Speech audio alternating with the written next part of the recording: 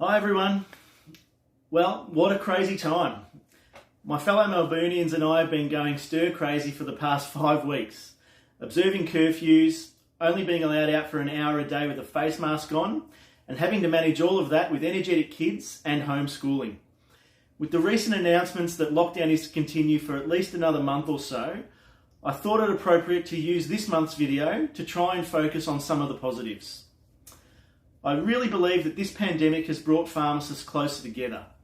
I'm seeing them sharing their knowledge, opinions and tips far more readily than before COVID, and I really hope it's a lasting change in our industry. I personally like the motto that I saw recently: alone you can go fast, but together you can go far. Now that we know that most of our plans for 2020 have been written off, in the lead up to the end of the year, I think it's a worthwhile exercise to ask yourself, what do I want to achieve in 2021? What changes do I hope to implement to make my pharmacy better? Being able to focus on what lies ahead will hopefully help us to forget the shit show that 2020 has been. Let me share with you some of the goals I've seen come through from my clients so far as inspiration. One pharmacist wants to move their pharmacy to a completely cashless business by the end of 2021. Another wants to work harder to promote electronic prescriptions and have the majority of prescriptions dispensed this way. Some want to implement the Afterpay service to promote sales in the front of shop. Others would like to improve their delivery service to make it a vital cog in their business model. One goal close to my heart is wanting to move all back office filing to an electronic format. And I also like this one, implementing CenterPay as a standard service for all opioid replacement therapy clients to reduce arguments about money. Perhaps you could take it a step further and ask, what do I want my business to give me this year? It may be money, but it could also be time, lifestyle, pride, purpose.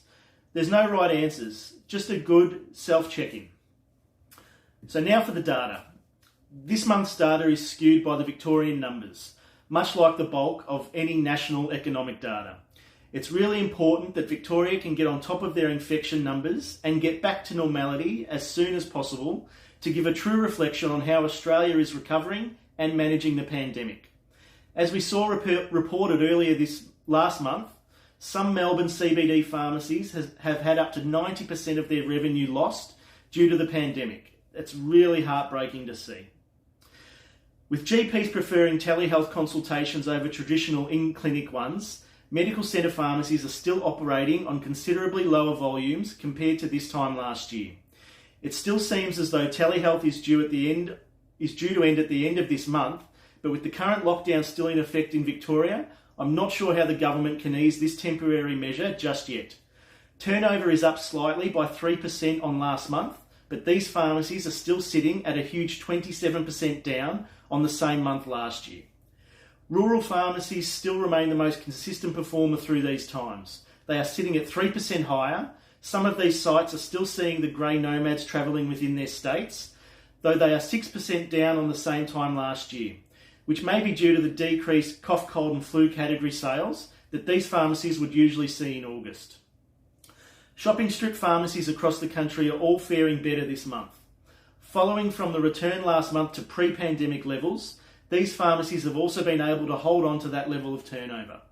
Turnover is seen a 3% rise on last month, but 4% down on the same time last year, which gives hope that the worst of the pandemic could be behind these pharmacies.